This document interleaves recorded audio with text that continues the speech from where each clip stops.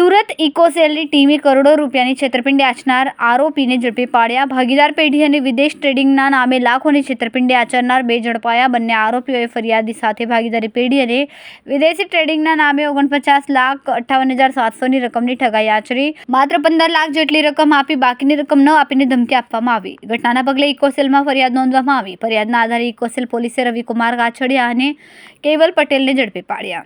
સુરત શહેરમાં વ્યવસાય અનુસંધાને ઘણી વખત છેતરપિંડી અને વિશ્વાસઘાતના અવારનવાર બનાવો બનતા હોય છે. એ બનાવો પૈકી લા મેન્સા હોટેલ રેસ્ટોરન્ટના ભાગીદાર શ્રી પરેશભાઈ સાથે એમના જ ભાગીદાર રવિ ગુરસિયાએ વિશ્વાસઘાત કરેલ.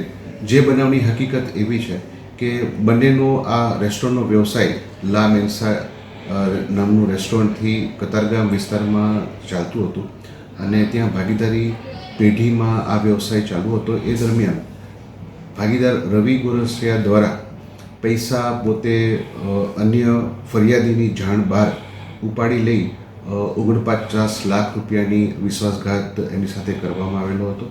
અને ભાગીદાર રવિ ગુરસિયાએ પોતે જે જમીન માલિક હતા એમની સાથે પોતાના પર્સનલ સ્ટેટસમાં એ ભાગીદારી કરાર બંને મેળાપીપણામાં રદ કરી અને પરેશભાઈની જાણ બહાર જ તે આ વ્યવસાય બંધ કરાવવા માટેના પ્રયત્ન કરેલા. જે અનુસંધાને ફરિયાદી શ્રી પરેશભાઈ દ્વારા ફરિયાદ આપતા ગુનો નોંધવામાં આવેલ છે.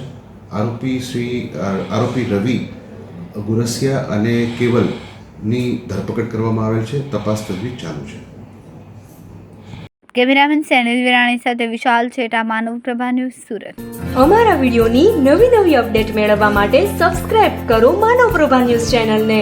બેલ આઇકન ક્લિક કરો લેટેસ્ટ વિડીયો સૌથી પહેલા મેળવવા માટે.